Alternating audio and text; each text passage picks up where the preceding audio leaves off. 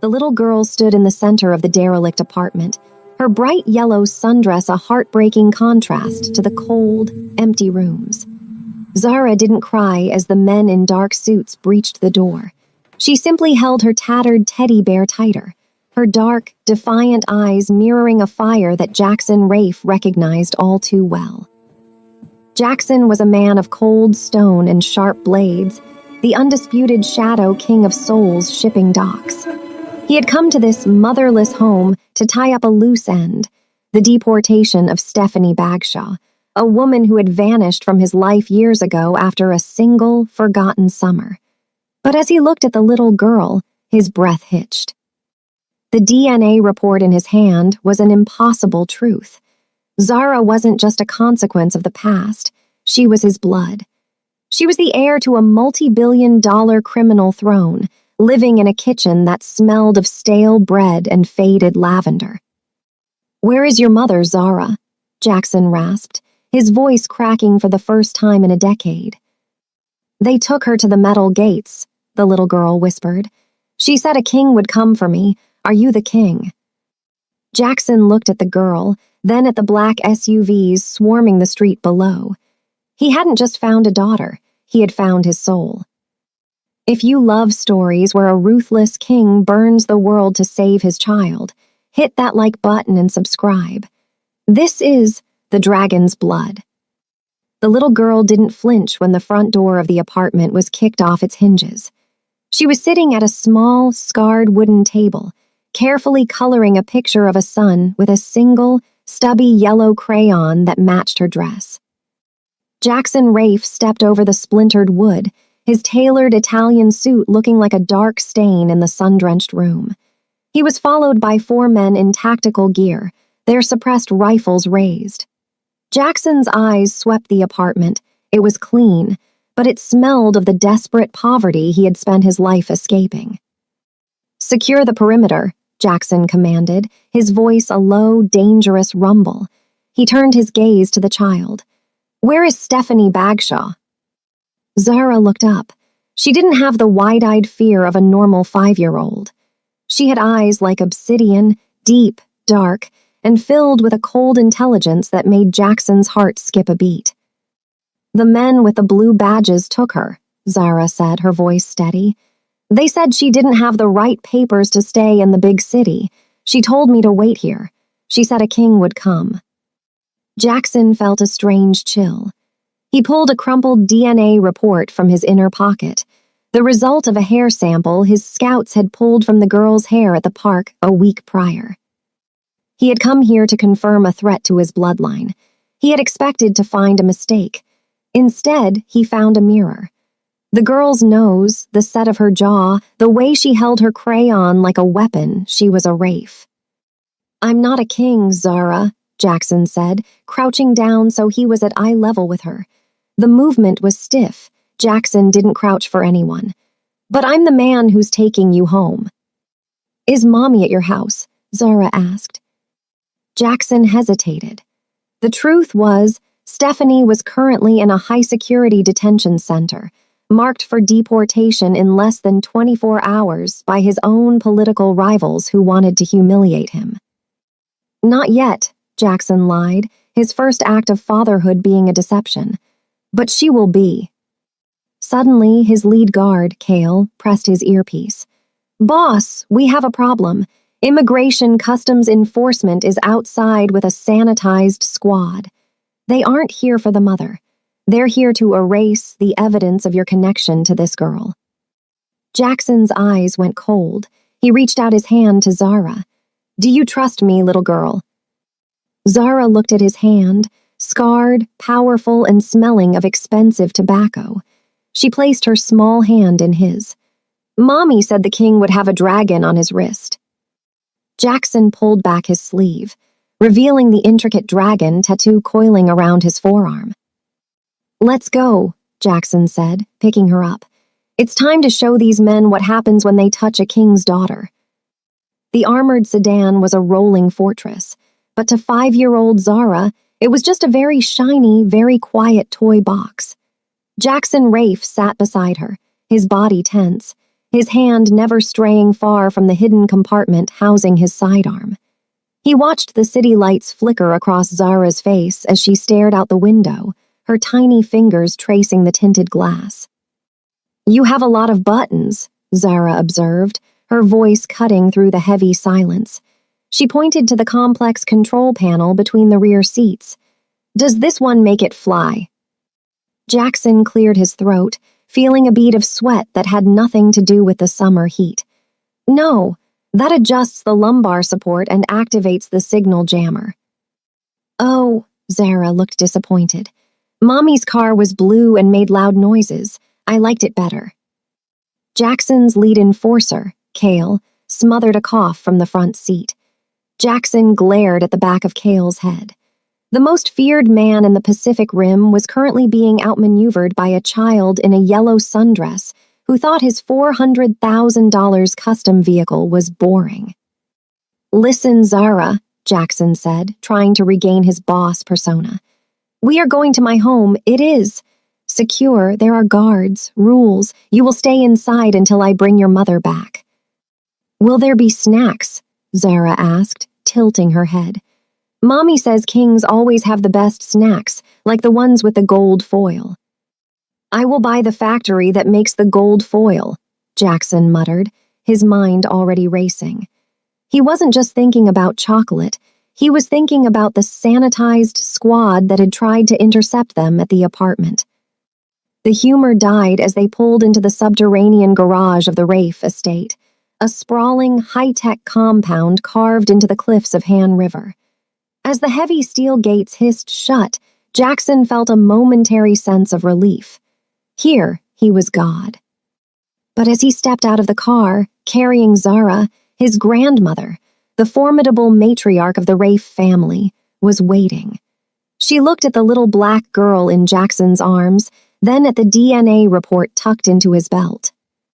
"Jackson," she said, her voice like grinding stones, "explain why there is a child in a yellow dress in my war room."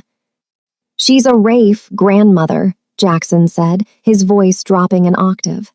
"And someone just tried to kill her, which means tonight we aren't just a family, we're a target." The victory of getting her home was short-lived. A red light began to pulse on the wall. The perimeter had been breached, not by assassins, but by a legal injunction. "Boss," Cale whispered, looking at a tablet. "They aren't coming with guns. They're coming with a welfare seizure order. If they take her now, she disappears into the system forever." Jackson looked at Zara, who was currently trying to feed her teddy bear a piece of expensive sushi from a side table. He realized then that guns couldn't solve this. He needed to be smarter than the law. The red alert on the walls of the Rafe estate didn't just signal a breach. It signaled a war of paperwork and power. Jackson stood in the center of the command hub, his eyes darting between the security monitors showing black government-issued SUVs at his gate and Zara, who was currently trying to use his $50,000 mahogany desk as a slide for her teddy bear. "Boss, the warrant is ironclad," Cale whispered, tapping his tablet. "They're claiming the child is a victim of an unstable environment. If we don't hand her over, they'll call in a tactical team to rescue her. It's a setup by the council to strip you of your standing." Jackson looked at the little girl in the yellow sundress. She was humming a song her mother, Stephanie, used to sing, a soft, soulful melody that felt out of place in a room filled with monitors and maps of smuggling routes.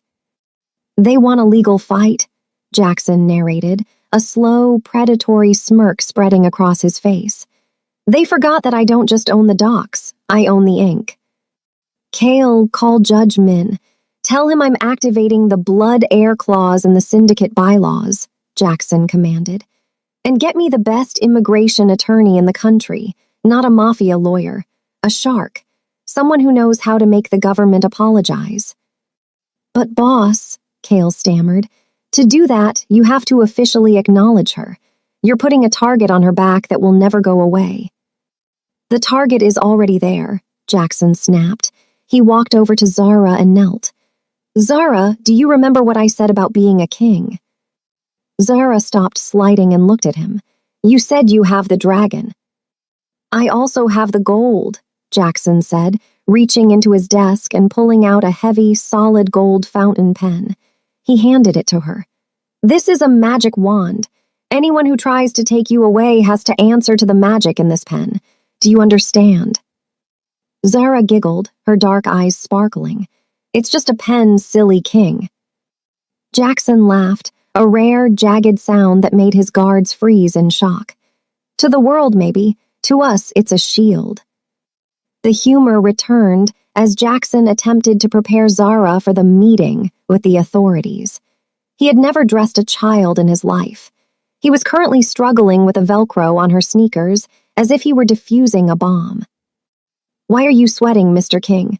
Zara asked, poking his forehead.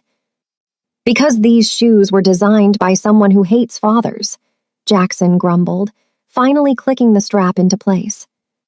The doors to the estate swung open. The welfare seizure team marched in, led by a man in a gray suit who looked like he'd never smiled in his life. Jackson Rafe, we're here for the girl. She's a ward of the state due to the mother's legal status. Jackson stood up, towering over the man. He didn't reach for a gun. He reached for the paper Zara had been coloring on. You're late, Jackson said coldly. The DNA has been filed. The adoption is finalized under the Royal Lineage Act of the Syndicate. As of 5 minutes ago, this lost girl is the chairman of the Rafe Foundation. You aren't here to take a ward. You're here to trespass on the property of a sovereign corporate entity. The man in the gray suit paled. Jackson hadn't just saved her, he had made her his boss.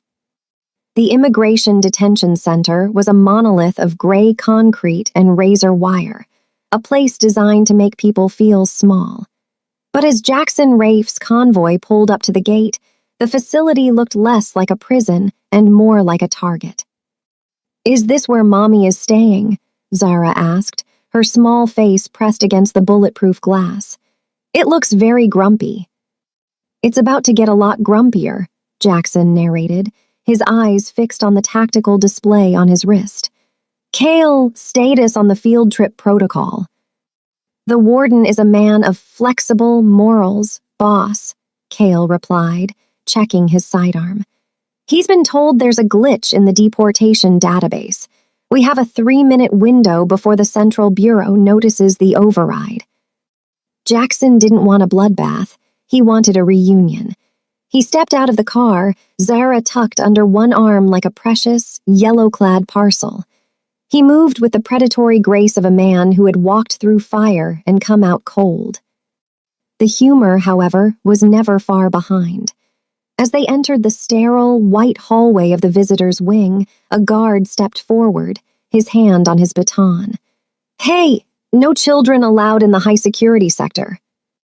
Jackson didn't even slow down. He reached into his pocket and slapped a heavy, gold-sealed executive order onto the guard's chest. She's not a child. She's the primary legal counsel for the Rafe Foundation. Move, or I'll buy this building and turn it into her dollhouse. The guard stared at the paper, then at Zara, who waved her tattered teddy bear at him. He stepped aside, confused and terrified. They reached cell block D. Behind a thick layer of plexiglass sat Stephanie Bagshaw. She looked exhausted, her hair messy and her spirit frayed, but when she saw the yellow dress, she lunged toward the glass. Zara, she screamed, her voice breaking. Then her eyes moved to the man holding her daughter. Jackson, what? How did you find us? You left a dragon's tooth in the world, Stephanie, Jackson said, his voice surprisingly soft. And I don't let people steal what belongs to me. The transport is coming, Jackson, Stephanie whispered, her eyes darting to the clock. The council. They made sure my name was at the top of the deportation list. You can't stop the government. I am the government's biggest nightmare, Jackson replied. He turned to Kale. Blow the locks, we're taking her home. But as the sirens began to wail, the warden hadn't just been bribed by Jackson. He had been paid double by Jackson's brother, Mujin, to trap them all inside. The heavy blast doors at both ends of the hallway slammed shut. "Jackson," Stephanie gasped. "It's a trap." Jackson looked at the steel doors, then at his daughter, who was looking at him with absolute trust. He didn't panic. He just loosened his tie. "Zara, remember that magic pen I gave you?" Jackson asked. "I need you to use it to draw a very big X on that red button over there." The alarm was a high-pitched scream that vibrated in Jackson's teeth. The blast doors were sealed, and the sanitized squad, Mujin's personal hitters, were likely already rappelling onto the roof. "The warden pulled the deadman switch," Jackson narrated, his voice tight. "He didn't just lock us in, he cut the external comms. We're in a Faraday cage." Stephanie held Zara close, her eyes wide with terror. "Jackson, there's no way out. These doors are designed to withstand a tank shell." "I don't need a tank," Jackson said, pulling a specialized short-range radio from his belt. "I need a genius." He keyed the mic. "Flower, the garden is overgrown. I need a weed whacker at Sector 4. There was a burst of static. Then a woman's voice, cool, bored, and peppered with the sound of a mechanical wrench turning. "You're late, Rafe. I've been sitting in the drainage pipe for 20 minutes. Do you have any idea how much it smells like bad decisions down here?" "Vera, the blast doors are magnetic locks," Jackson said. "Can you pop them?" "Popping them is easy," Vera replied.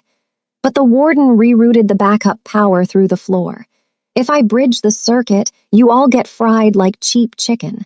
I need someone on the inside to drop a physical insulator onto the primary relay." Jackson looked at the relay box. It was 12 feet up, behind a reinforced grate. He looked at Kale, who was 220 pounds of pure muscle. Too heavy. Then he looked at Zara. "Zara," Jackson said, kneeling, "I need you to be a king's messenger. Do you see that little silver box by the ceiling?" Zara nodded, her yellow sundress glowing under the harsh fluorescent lights. "It's got a red light like a grumpy eye." "I'm going to lift you up," Jackson said. "I need you to take your teddy bear and jam it right into that eye. Can you do that for Mommy?" "Mr. Bear is very brave," Zara whispered, clutching the toy. In a feat of absolute precision, Jackson hoisted Zara onto his shoulders while Kale provided a secondary boost. Zara reached up, her tiny fingers trembling, and shoved the stuffing-filled bear into the relay's cooling vent. "Contact," Vera shouted through the radio. A massive thud shook the floor. The magnets hissed, and the heavy steel doors groaned open. The lights flickered and died, replaced by the eerie red glow of emergency power. The humor flared for a second as they scrambled through the opening. Jackson looked at the now-charred teddy bear stuck in the ceiling.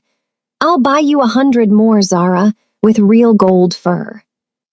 "I want that one," Zara pouted, pointing up. "He's a hero now." "We don't have time for a medal ceremony," Kale yelled, as the sound of boots hit the floor at the end of the hall.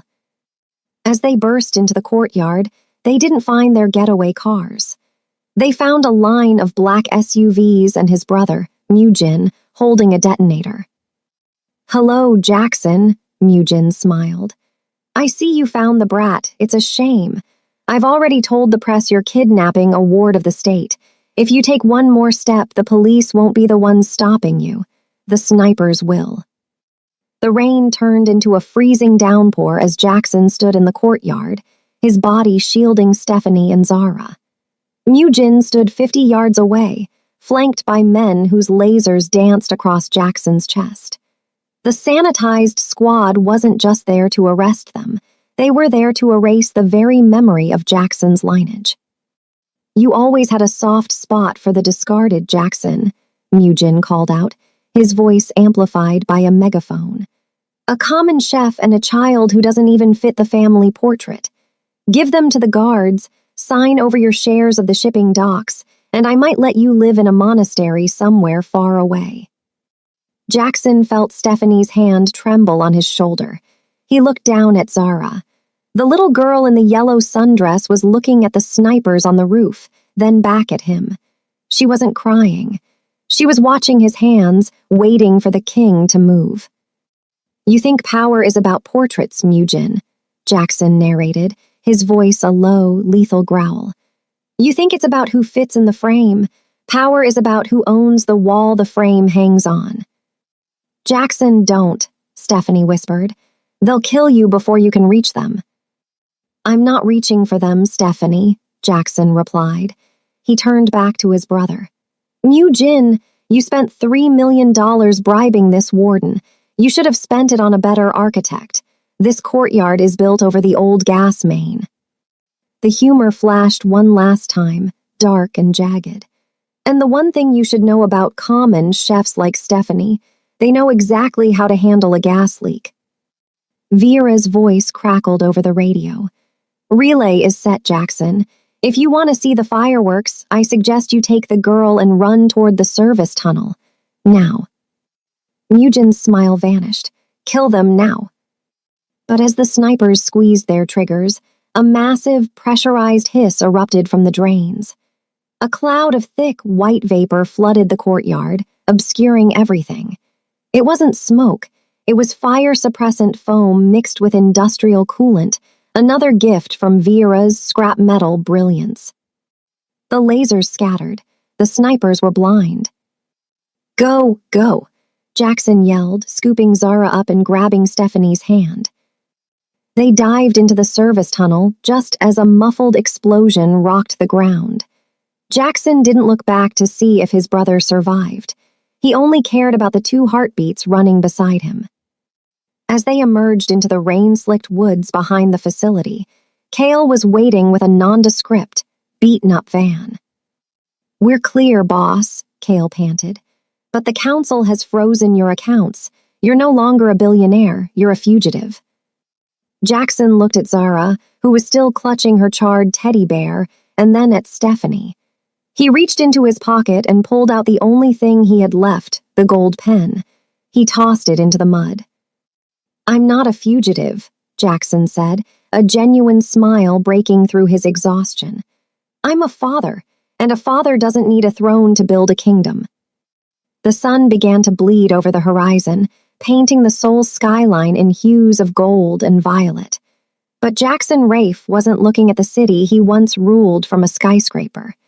He was standing in a small, hidden courtyard behind a reinforced safe house, a place even the council didn't know existed. You look different without the tie, Stephanie said, walking out onto the porch. She was wearing clean clothes provided by Cale, her face finally free of the gray pallor of the detention center. Jackson looked down at his rolled-up sleeves. For the first time in 15 years, his dragon tattoo was fully visible to the world, and he didn't care who saw it. The tie was just a leash, Stephanie. I think I prefer being untethered.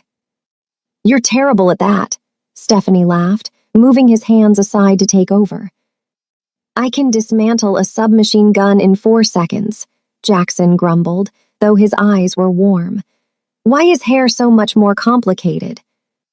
Because you can't solve a braid with leverage and force, Jackson, she replied softly. The humor reached its peak when Zara turned around, her hair half-braided and sticking up like a frantic crown. She looked at Jackson and then at her tattered, charred teddy bear resting on the table. Mr. King, she asked. Just Jackson, Zara, or whatever you want to call me. Can we go back to the palace now? I forgot my yellow crayon. Jackson went quiet. He looked at the simple wooden fence and the sound of the wind in the trees. He thought about the billion-dollar throne he had walked away from to save them. We aren't going back to that palace, Zara, Jackson said, kneeling so he was eye level with his daughter. We're going to build a new one with no red lights, no black sedans, and all the yellow crayons you can carry. Cale walked onto the porch, holding a secure satellite phone. Boss, or former boss, the news just broke. Mujin tried to take the chairman's seat this morning, but the blood air documents you filed yesterday triggered an automatic audit. The council found his embezzlement files. He's been retired by the board. Jackson didn't even flinch. And the foundation. By law, since you're a fugitive, the entire Rafe estate has been placed into a blind trust. Kale smirked. And guess who the sole beneficiary is? A minor named Zara Bagshaw. She just became the youngest billionaire in Korean history. Jackson looked at the little girl who was currently trying to teach a stray cat how to march like a soldier. He had lost his title, but he had secured her future. It looks like the king is out of a job, Jackson narrated, a sense of peace finally settling over him. But the queen is in good hands. If you loved this journey of a ruthless king finding his soul in a little girl's eyes, hit that like button and subscribe. This was The Dragon's Blood, where the greatest power isn't found in a throne, but in the family you're willing to burn the world to protect.